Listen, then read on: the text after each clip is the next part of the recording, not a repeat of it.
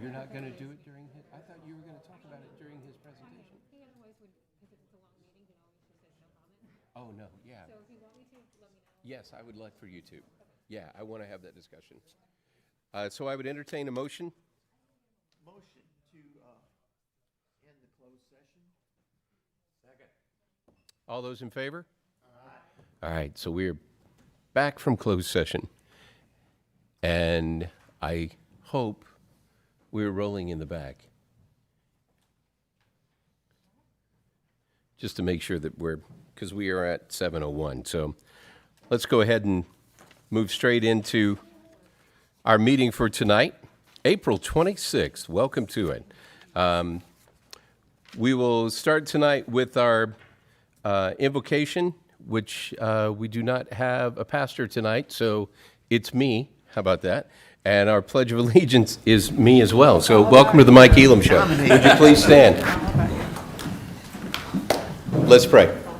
Father, we just pause for tonight to commend this meeting into your hands, and we just ask for your guidance, your wisdom. Help us hear your voice. Help us speak to the way that you would have us do. All those things that would be in the best interest and in the goodwill of those county residents who have put us in this seat. So we just commend this into your will at this time, and we thank you for the evening of how it's going to go. And we ask this in your name. Amen. Amen. I pledge allegiance to the flag of the United States of America and to the republic for which it stands, one nation, under God, indivisible, with liberty and justice for all. Would you call the roll, please? Councilman Cronin. Here. Councilman Brazel. Here. Councilman Hammond. Here. Councilman Elam. Here. Councilman Hollander. Here. Councilwoman Schneider. Here. Councilman White. We will start tonight with conditional use permits up front. We'll start with bill number 4944. Bill number 4944, an ordinance granting conditional use permit CUP 2103 for a group home facility to Joseph E. Pringer and Edward L. Gallagher, property owners, and Live Recovery Sober Living, a Missouri not-for-profit organization, Cameo N. Jones, registered agent, applicant. So 2 weeks ago, we had a public hearing upon this matter. We heard everybody's opinions on how they felt about it, so the public record was closed after that meeting. So at this point, we will just call the roll and vote. Do we need the substitute? Yes, I'd like to amend bill number 4944 to replace it with substitute bill number 4944. Thank you. Is there a second? Second. There's a motion and a second. All those in favor? Aye. Any opposed? Substitute is adopted. Now, at that point, we will call the roll and vote. Bill number 4944, an ordinance granting conditional use permit CUP 21-03 for a group home facility to Joseph E. Pringer and Edward L. Gallagher, property owners, and LIV Recovery Sober Living, a Missouri not-for-profit organization, Cameo N. Jones, registered agent, applicant. Councilman Cronin. No. Councilman Brazel. Yes. Councilman Hammond. No. Councilman Elam. Yes. Councilman Hollander. Yes. Councilman Schneider. Councilwoman Schneider. No. And Councilman White. So with that being 3-3, we do not have a majority opinion, so the bill fails.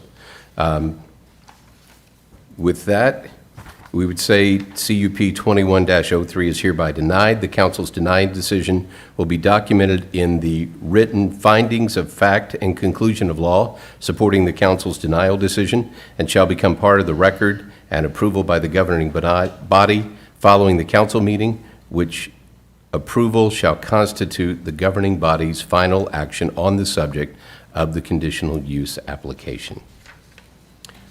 So with that, we will move on to bill number 4945.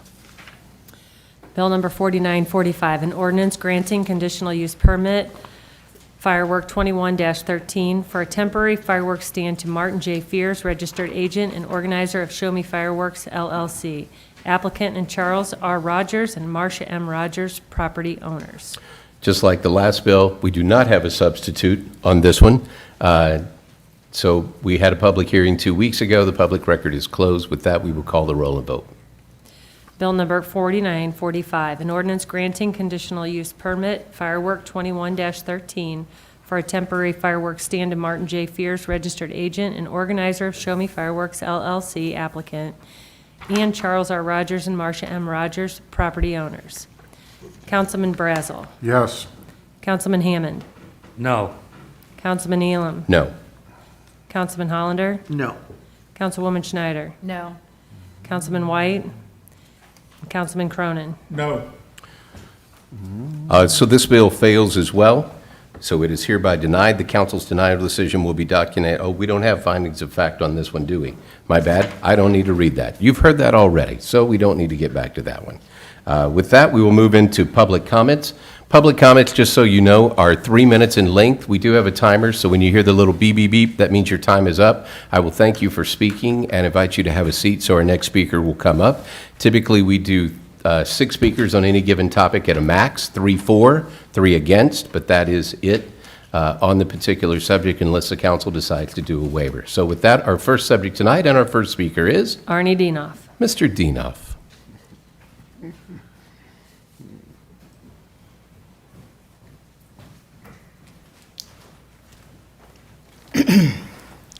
Thank you very much, Mr. Chairman, members of council. My name is Arnie C. A.C. Dienoff, County Public Advocate. The first thing I'd like to do is draw your attention to bids and change orders without bids on the consent agenda. Why are we spending $71,000 to buy a tractor at a Hazelwood company when we have companies right here located in St. Charles County, numerous lawn equipment businesses? And I'm sure one of your county council members will give you some tips on where we can find and cut costs. HVAC preventive maintenance on call, $100,000 to the Murphy Company of Olivet. We have several HVAC companies located right here in our home county of St. Charles County. American Ramp Company, $300,000 out of Joplin, Missouri. We can construct this with park employees or companies right here located in our county. And finally, $859,000, and the change order is $459,000 for TEK Systems out of St. Louis. We can't find temporary workers right here in our own county. That just doesn't make much sense. The lobbyist report and return on investment, $165,000 payment. Where are the reports, Mr. County Executive Development? Where's the data? Where's the information? And where's the return on investment? I'm doing a better job advocating and testifying on bills in the Senate and House than our $165,000 lobbyists. Councilwoman Schneider, I'd like to hold you to your statement of rewriting the code and limiting the zoning on where storage lots can be developed, as not to hurt our economic development and our frontage areas across the county. We really need to do something, and again, on the Planning and Zoning Commission's last agenda last week, there was another zoning issue. Conflicts of interest need to be investigated of appointed board members and commissions not being investigated or taken seriously by the county. If there is no movement, my course will be the Missouri Attorney General, the U.S. Attorney's Office, or file suit in county circuit courts. And finally, the Wentzville R4 School District 5th grade camp. We need to heavily invest, not in terms of dollars, in teaching, resources, energy, time, and natural resources into the youth of St. Charles County. We owe this to our citizens who are children. The proposed contract, look at it this way, that the Wentzville School District students are resident citizens and need to have access to our parks. I'm asking that we come up with waiving the fees, waiving the rentals to invest in our youth, and can we waive all the deposit fees? That only makes sense. I've talked to you the last 3 meetings. I don't know if Ryan, the Parks Director, had sent you the statistics and the information, but it's really a value to invest in our children. And was that my time or not? You've got 8 minutes, 8 seconds. I was going to say 8 minutes? Oh, wow. But anyways, I ask the council people to please waive the fees Thank you, altogether. Mr. Dean. Thank you. It's our final speaker. I thought for a second you were actually going to end early, and that would be the first time in 8 years that I've been here that's happened. I wasn't quite sure how to react for that for a second. He is our only speaker this evening? Well, thank you very much. So we'll move on that with an oral report from the county executive. Mr. Chairman, I have no report, but I believe you've asked Jennifer to go ahead and talk to the council about the administrative. I have. I would love for her to come up and talk. And Great. I'll yield my time to her. thank you. So I would just do an introduction to Ms. George's remarks and saying We've done some improvements at the county administration building. Mr. Brazel and I had a discussion quickly about getting back to business as usual as much as we possibly can throughout the county. And one of the things came up about the administration building and allowing people back into the building and being able to go back to their floors. And I did not realize that changes that we had made at the administration building were meant to be permanent changes, not just temporary changes. So I invited Jennifer to kind of inform the council a little bit more on how things are going to work at the building, and then allow us to have a quick discussion about it. Thank you. So we'll do a little bit of show and tell briefly this evening. You'll recall back last year, you took two primary actions as it related to the administration building. One, you established a budget for how you were going to spend the CARES Act dollars. And you had a particular line item in capital for COVID improvements in the administration building totaling $700,000. And then you also approved a general contractor for modifications of the health building and the administration building packaged together. And the particulars around the work at the administration building was to reduce the spread of COVID-19, create more separation between staff and customers, and consolidate customer services to the first floor. And so when we kind of started that project, I think in staff's mind, we all envisioned that there might be maybe 2 or 3 more windows where the then switchboard operator desk was in the front of the lobby. But we sat down with all of the department directors in the building who had public-facing services and went through their needs. And I think identified right away that putting more activity in the lobby that was very loud during busy season can be very chaotic, very difficult for people to understand. Of the 12 or so services I come into the building for, where do I go? And so with all of the department directors and elected officials in the building, we identified some areas for improvement. And so those are really focused in the grouping of customer experience and building security. So on the customer side, for years, if you spend much time in the hallways of administration building, Dave probably can point to it, you'd see customers kind of walking an upper concourse, looking for a particular office suite, and you get up there, it's not like walking into a John Q. Hammond's hotel where you can see you're in a large loop, and people would just be circling those concourses trying to find the office suite that they were looking for. It was badly marked, and you don't realize where you are whatsoever, and it's a real challenge and frustration for the people who come to visit us every day.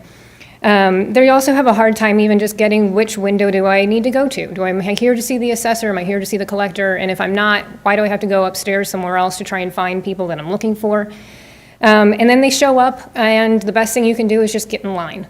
And that was really frustrating for the customers who come, especially during tax season, and then also during March, during personal property declaration time. It's tough for people to have to come and just stand in a long line, and sometimes in December you'd be close to out the door. And it's loud, like I said, and it can be quite a mess. And I'll show you some numbers today to help you understand a little bit more about how many people visit us in that building every day. And then long-term issues in the building are related to security. That building was designed for people to be able to have to go everywhere in the facility. So you could walk on up to the finance department, you could walk into the IT department, you get almost to the data center. We have, employees who go to lunch in a department, and the doors still standing wide open to the public. And in today's world, we need to be taking IT security, building security of our employees seriously. And we'd always struggled with how do we do that with that lobby area and elevator that was not easily secured. And then finally, on the Hirsch scramble pads, you'll know at the first door in this building, you now use the ID cards. And that's on our project, our capital improvement project list for all county buildings to eliminate the Hirsch scramble pads, where you have to have a key code that you have to remember, or you can also share with your friend, to be able to get to a more secure system that has data back to it, and that we can easily access that information when needed. And then as an important part of COVID, we were reducing all of those touch points. And so now you just take that badge up and keep moving. So the 4 things we implemented eventually in that building, and they're all in place today and functioning for customers, is we've got QLIS, which is our electronic check-in system. We've been advertising and promoting that utilization since November, early December. And it's your electronic check-in, just like if you went almost to many of the DMV locations these days, or your healthcare provider. You go and enter your information, and you're in that queue or in that line, and they will either send you a text or announce over a loudspeaker when it is your turn. So this enables people to be able to get in line before arriving at the building. We've had lots of great feedback from customers, especially those who do business in the downtown St. Charles area, who can check in on queue lists before they have to go up there and then know that their slot is going to be waiting for them when they arrive instead of standing there and waiting in a line of 10 to 15 people. Also allows for an ability for if you are a department who's on the upper floors and you have a customer downstairs, it will automatically sort of ring the upstairs office so that the folks know that they need to respond to individuals who are here to visit them. We built out a new window and consultation area on the first floor back behind the elevators. So before, if you went past the elevators, you went into a common hallway and you had the old vending machine area, and there was assessor collector space. Assessor and collector were both very cooperative in this project and gave us a little bit of square footage, reconfigured some of their space so that we were able to get 3 additional public-facing windows, a new testing room for HR on the first floor, and a new consultation space primarily for community development for folks who need to come, sit down, fill out papers, who might have a longer exchange with somebody than at the assessor or collector window and might potentially marriage license, et cetera, need more time for it and a little bit more privacy to get some of their business done.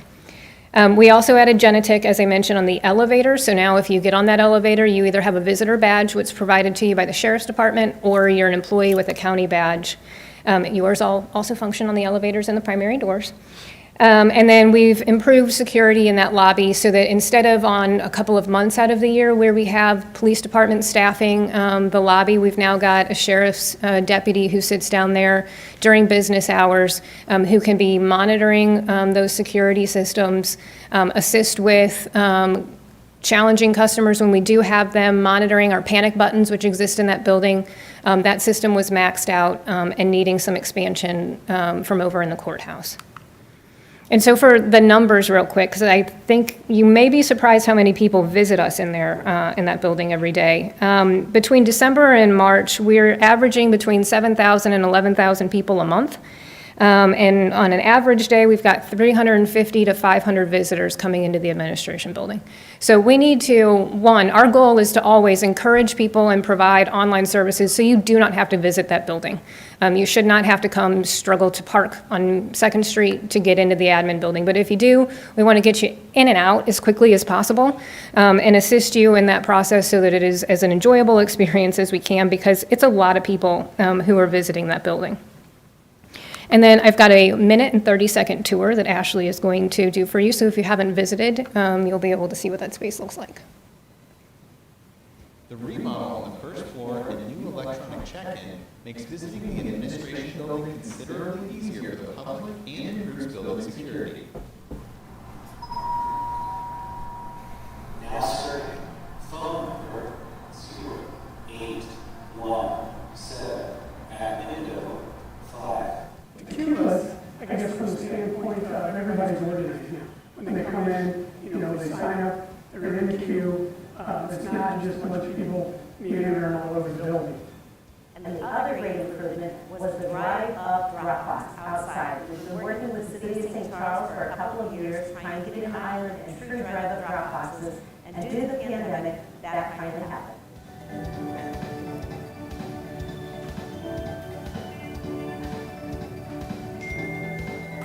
Additional windows are available for services ranging from community development, recorder of deeds, finance, sheriff, and human resources.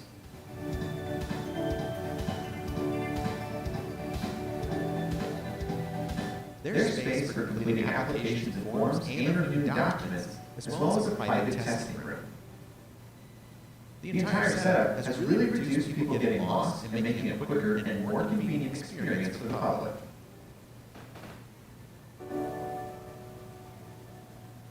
So that's our new permanent setup on the first floor. There are still services one service in particular, if you need the recorder's research room, you still can get up to the 3rd floor to do that activity.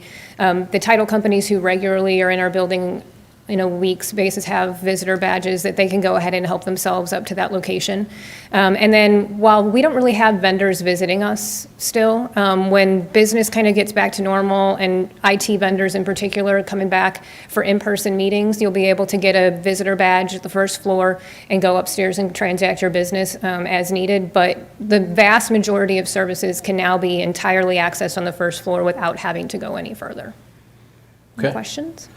Anybody, any questions? I have a question. So when you go into the administration office and you go to the security office, then you put in your phone number.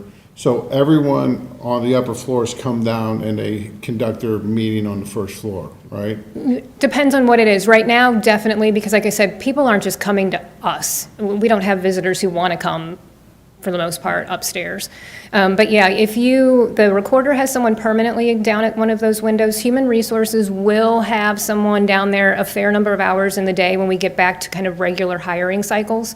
And then Community Development, Finance, the Sheriff on certain activities, and who am I missing?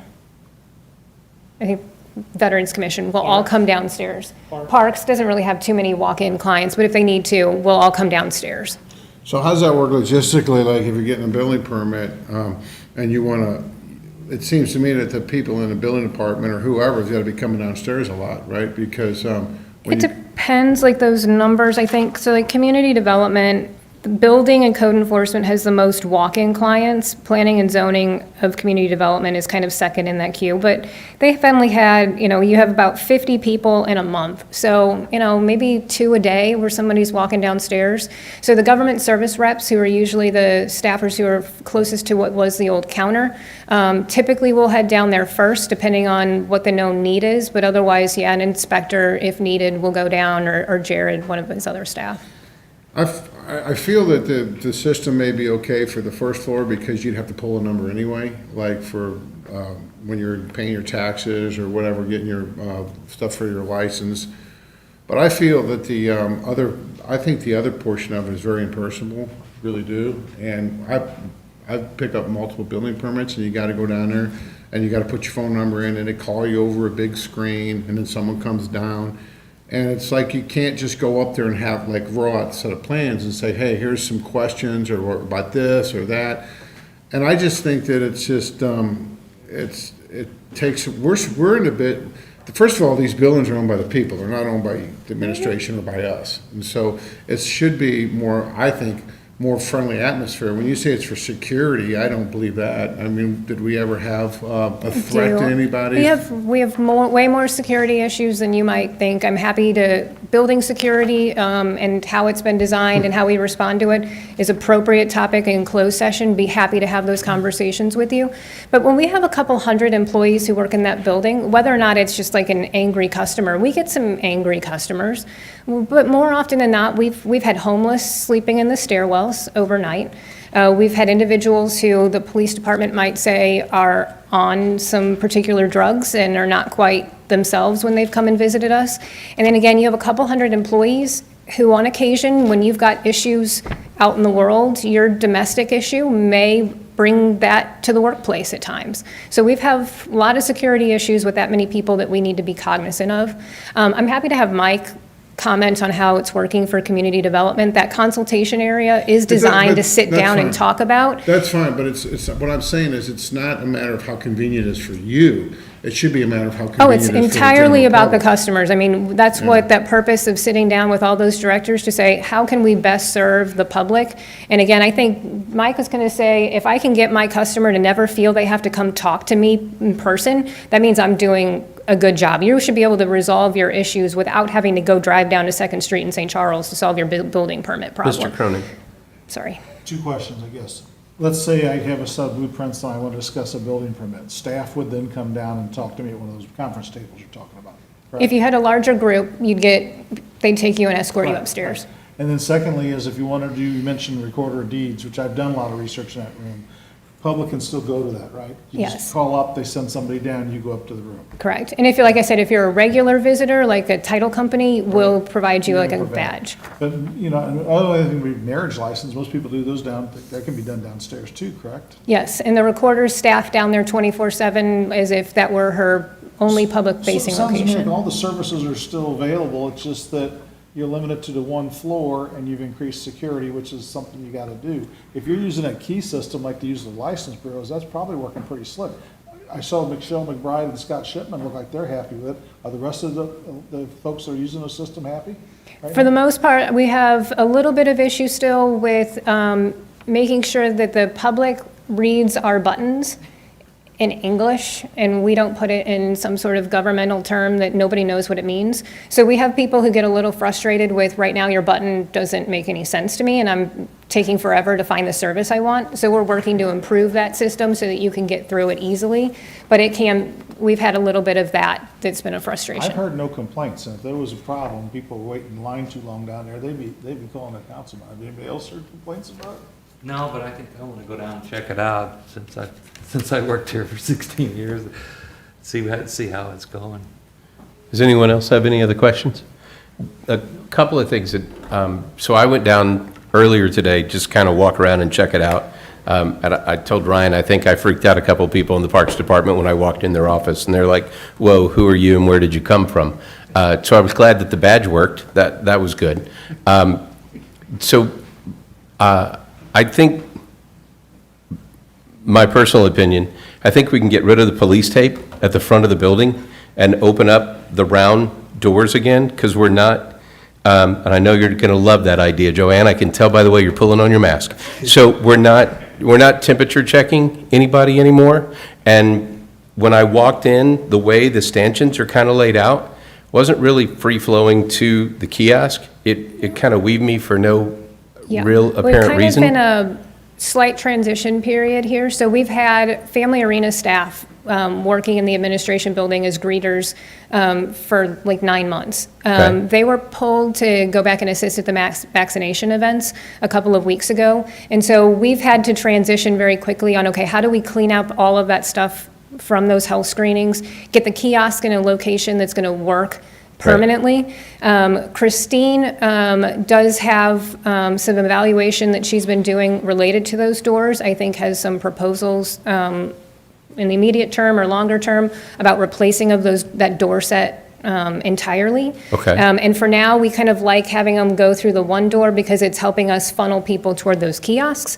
But we have some logistic issues we need to work on still. So point Gotcha. very well taken, and we're working on it. Yeah, it just kind of looks like a crime scene when you first walk up to the building. It's Not not very very friendly. inviting. Yeah. And so when I first walked up, I was kind of like, that's kind of off-putting. I don't understand why our receptionist is on the second floor and not down on the first floor, because I understand, like Sarah was the deputy that was down there today when I went down. Very nice, very welcoming. She was helpful with people who were there. But it seems like if there's a security issue and she's going to have to go somewhere else, it would be good if we had our receptionist back on the first floor to answer and direct people, because I don't think that's really the job of a deputy sheriff, to be directing people to a kiosk. Agree with you. So it would be nice if we could get back to that part of it. Our switchboard operators are part-time employees who asked during COVID to not be sitting in that lobby space. So we moved them. It helped big time because our call volume over the last 12 months has Sure. been not conducive to answering phones and talking to somebody standing in front of you. Okay. We do desire to get some person down there assistance again for greeting and customer service purposes. Cool. We're trying to identify if we can get the hotline for COVID under control enough volume-wise where the switchboard's not overrun with calls, where we could move that person back down. And Okay. is one of the things we'd be considering on future spend would be to place another desk in that space where you can really have just a customer service desk where that Yeah. person can be answering questions and helping people in the lobby. Well, I'm sure at some point, we're probably going to bring the glass down to where you can actually see somebody and talk to them without having that. I don't know what we're going to do with the millions of pounds of plexiglass we have all across America, but I'm sure that's going to be the next landfill challenge. Does anybody else? Yes, sir. Jennifer, I appreciate what you guys are doing. I understand we've had this COVID stuff and all this stuff, but I'll give you an example. I'm one of the guys who can't handle that electronic stuff. So you go in, give you an example. You go in and you're trying to visit Rich Ganecko, for instance. This is a true story. You go in there and what department is it? Community development. No. How do you spell his name? I don't know, K-G, I don't know.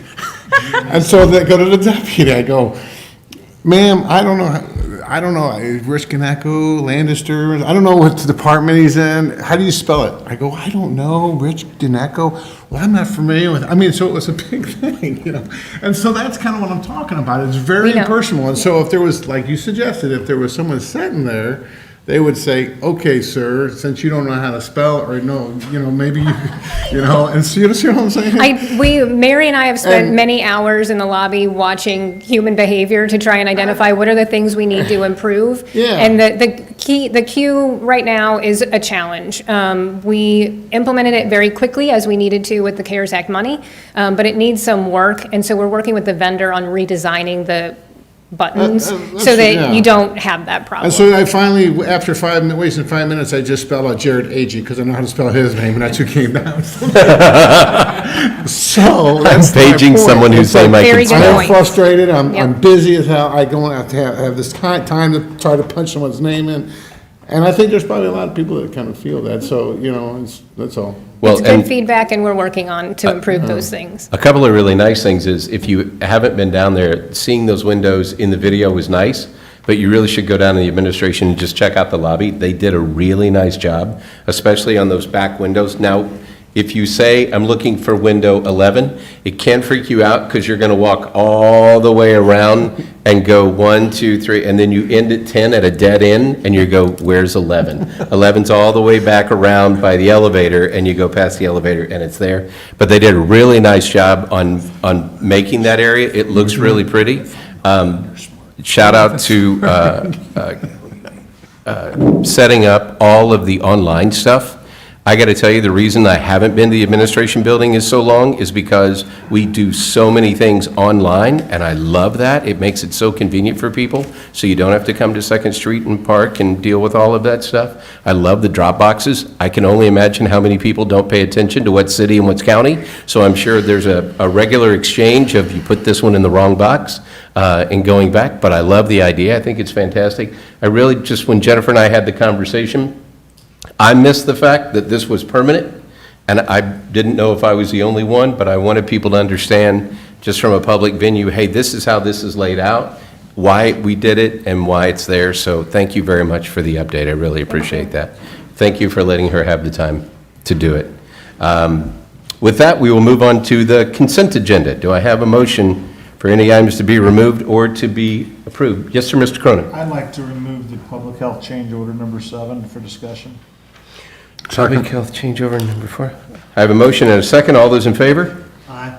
Aye. All those opposed? So public health is removed. Any other issues to be removed, or do I have a motion to approve the amended agenda? Motion to approve the amended agenda. Motion to approve and second. All those in favor? Aye. All those opposed? It is approved. Mr. Cronin, floor is yours. Public health change order number 7. I just would like to know why we're spending $400,000 for a vaccination data analyst.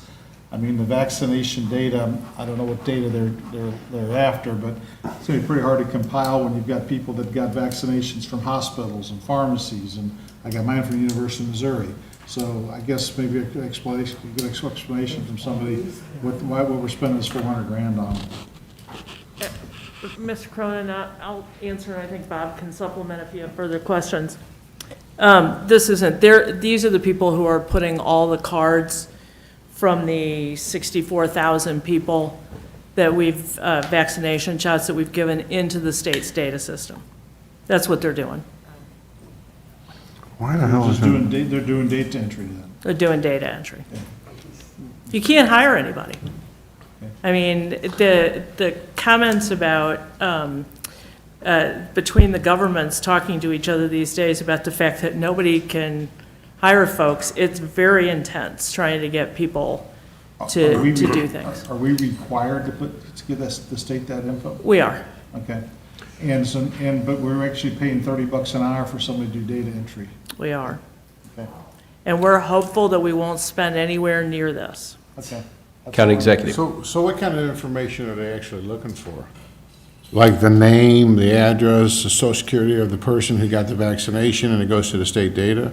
It's the vaccine lot number, and whether it's Pfizer, Moderna, or Johnson & Johnson, along with the person's name and birth date, I believe. But I can get you the exact info that's on those cards. What about like when a private, like a hospital or a pharmacy, or for instance, University of Missouri gave me mine, okay? But I keep getting things from the Department of Health and Senior Services, and, hey, Mr. Cronin, it's time for you to get your shot. So I mean. Right, so is they that really entered you in the university hospital's EPIC system. EPIC is a hospital-based data system that feeds into the state data system. I guess the state hasn't got that data yet. That's right, they keep sending me. That could be, I don't know how fast the hospitals are getting their All information. vaccination providers are responsible to. for this. Upload to, Okay, that's all I. But what's the purpose of collecting this data? So they can find out that you didn't get a vaccination. I mean, seriously, what is it? Yeah, they will find that out, but I mean, what? because then if there's ever an issue, they can find you, they know who had what, and they're asking people, once you are in that system, I believe you probably also get a request to participate voluntarily in the federal vax reporting system, where people are voluntarily reporting if they have aches, pains, exhaustion, whatever else symptoms as a result of the vaccine. But don't we already have people that are doing that work with Show Me Vax for the health department? Sure, but we don't give 64,000 vaccinations. A year, okay. Steve? Yeah, I have some questions about this too. And people have been doing this and we've been paying them on an earlier contract. On an earlier. This is not any, this is a continuation of what we've been doing on earlier contracts. And hopefully that answers part of the question. Okay, so with that, do I have a motion? Motion to approve. Do I have a second? Second. All those in favor? Aye. All those opposed? I'm opposed. So noted. Move on to bills for final passage. We are up to bill number 4946. Bill number 4946, an ordinance of the County of St. Charles, Missouri, vacating Lot 3A of the re-subdivision of Lot 3 of the Hoffman Hill subdivision. Mr. Hollander? Yes, I'd like to make a motion to amend Bill number 4946 and replace it with substitute Bill 4946. Is there a second? Second. Any discussion on this amended bill?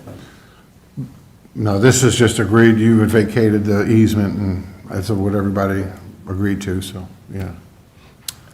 Seeing nothing else, I'd ask for approval of the amended bill. Motion to approve. Do I have a second? Second. Second. All right, now call the roll, please. Substitute Bill number 4946, an ordinance of the County of St. Charles, Missouri, vacating Lot 3A of the re-subdivision of Lot 3 of the Hoffman Hill subdivision. Councilman Hammond? Yes. Councilman Elam? Yes. Councilman Hollander? Yes. Councilwoman Schneider? Yes. Councilman White? Councilman Cronin? Yes. Councilman Brazel? Yes. So bill number 4946 is approved. On to bill number 4947. Bill number 4947, an ordinance amending the 2021 budget adopted by ordinance 20-094 as amended for transfer of positions within the St. Charles County Prosecuting Attorney's Office. Mr. Cronin? I'm going to vote for this because I trust Tim Lomar, but I still have an issue with giving up 50% or half of our state-paid attorneys that handle child support cases, because I know women in this county that aren't getting their child support. And where they used to throw the deadbeat dads in the can for the weekend, I don't think they're doing that with jail crowding. So, you know, in instance of a young lady works for me, got raising 2 kids, and her hubby's 29 grand in the hole over the past few years, and they're not doing anything to get money out of them. So I trust Tim to do the right thing, but I hate that we're giving up an attorney, that, especially one that's paid for by the state. That being said, I'll vote for it. I understand. Any other discussion? Seeing none, please call the roll. Bill number 4947, an ordinance amending the 2021 budget adopted by ordinance 20-094 as amended for transfer of positions within the St. Charles County Prosecuting Attorney's Office. Councilman Elam? Yes. Councilman Hollander? Yes. Councilwoman Schneider? Yes. Councilman White? Councilman Cronin? Yes. Councilman Brazel? Yes. Councilman Hammond? Yes. Bill number 4947 is approved. That wraps up bills for final passage. On to bills for introduction, starting with bill number 4948. Bill number 4948, requested by Kenneth Simmons, sponsored by Mike Elam. An ordinance amending the 2021 budget adopted by ordinance 20-094 as amended for a position within the St. Charles County Family Court 11th Judicial Circuit. Any questions or comments about this bill? Seeing none, we'll move on to bill number 4949. Bill number 4949, requested by Amanda Brower, sponsored by council as a whole. An ordinance approving a First Amendment to the intergovernmental agreement with the City of Wentzville for construction of new roadway, Wentzville Parkway South. Any questions or comments about this bill? Seeing none, we move on to bill number 4950. Bill number 4950, requested by Amanda Brower, sponsored by Nancy Schneider and John White. An ordinance approving execution of cost apportionment agreement with the Missouri Highways and Transportation Commission to coordinate the participation of St. Charles County in the cost of the Commission's public improvement for I-70 in St. Charles County, which includes mowing and litter pickup along I-70 from the Warren County line to the Missouri River, job number WMSCF21Q. Questions or comments? I voted against this last year, and I voted to keep voting it as long as against it while I'm on the council. This is a MoDOT highway. They should be paying for it. I think instead of us paying for MoDOT, we should put signs up and say that the medians are trashy and not cut because the state the county legislative delegation hasn't acted on fuel tax increases. So I just don't like, we spent $80 million now on MoDOT roads, and now we spend money to mow it too. MoDOT needs to get some additional money from the legislature. If you drive the roads, like a lot of the roads in this county, like Highway 79, we got a ton of state roads that are falling apart, and something's got to be getting done. And maybe a sign up with a bunch of weeds might get those guys to do something. I don't know. Just that's my rant. Any other questions or comments? Yep. I agree with you, Joe, but I don't want to look at all the trash and the tall weeds down the highway. You know, if we didn't pay to get it done, so I will support it. I think that they do it twice and we pay to do it twice. That's what it was last year, John. Is that still the same? They do it 4 times and we pay for an additional 2 if they get to it. If they don't get to it, we get our money back. Okay. And I would just say, being that I was in Illinois last week, and they have a higher gas tax, just because you get a higher gas tax does not mean that they use it on the roads. Illinois has some god-awful roads that I was driving on, and I was really curious on a couple of them when I was coming back if I was going to make it through the road. Like, there were stuff in the middle of the road. I'm like, what is going on? When you pay that kind of gas tax, you ought to have some pretty good roads, but not so much. So that's a venting for another day. Yes, Joe? Yeah, I was gonna say, I agree with Joe last year until Mike Klinghammer made a comment, and or 2 years ago, whenever that was, his comment is at least, you know, in St. Charles County, when people go through Highway 70, the center of the country, you want your county to look nice. You don't want it to look rough and Right. trash and weeds, and it's embarrassing. So if we gotta pay for it, we gotta pay for it to make it look extra nice, I think. I don't want our county to look trashy. I did a lot of driving or passengering through Florida. Their highways, their roads are impeccable. It's a disgrace, the condition of our roads here. And I'm talking about not just the roads, but also the lack of upkeep. There's just trash everywhere, and it's just disgusting. So, you know, we're going to have to, I want to help them out because it's not going to get done if we don't. You know, something we might want to consider, I do a lot of traveling too, especially in the southeast on the coast. They've really increased the fines for littering, okay? I live on a county road and I pick up about a mile stretch with a couple neighbors. Yeah. Okay? And you can clean it perfectly clean and a week later it'll be Oh, crap. yeah, yeah. So that might be something the council might want to visit back. It's $1,000. How are they gonna catch 'em? In most coastal areas, it's $1,000 if they Yeah, get caught. I you think got to just- catch them to find them, you know? Yeah, but I think a lot of people just think, I'm not gonna throw anything out, it could cost me $1,000. Or maybe mom and dad say, don't throw that Pepsi can out, it costs you $1,000. I don't know, just something we could look at. All right, with that, we move on to bill number 4951. Bill number 4951, requested by Ryan Graham, sponsored by Mike Elam. An ordinance to name or rename several parks within the St. Charles County Parks and Recreation Department pursuant to Section 100.170 of the ordinances of St. Charles County, Missouri. Any questions or comments about this? I'd like to invite Ryan to come up and give us a little information about this, if you don't mind. You know he's really dying to do that, don't you? I thought you would never He's ask. like, call on me. So, thank you all for having me. So, we are asking to rename the Youth Activity Park and then formally name two parks that we've been informally calling Riverside Landing and the Park at New Medley Lakes. But the big one is to rename the Youth Activity Park to Kinetic Park.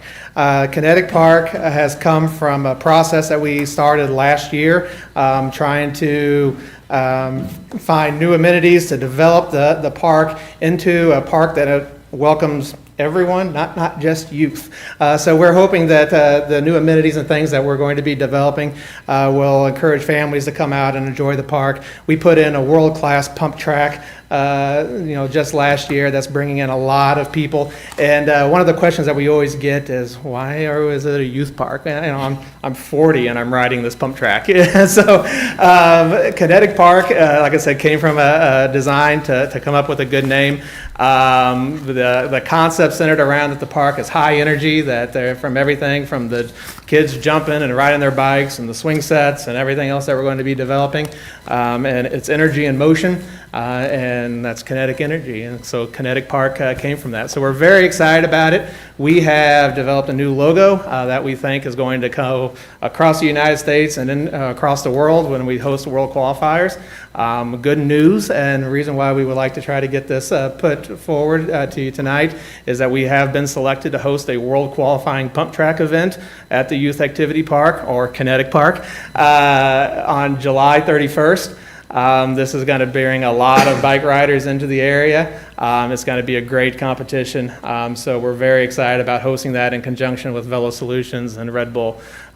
So big news on that front. And so we would like to go formally move ahead with Kinetic Park.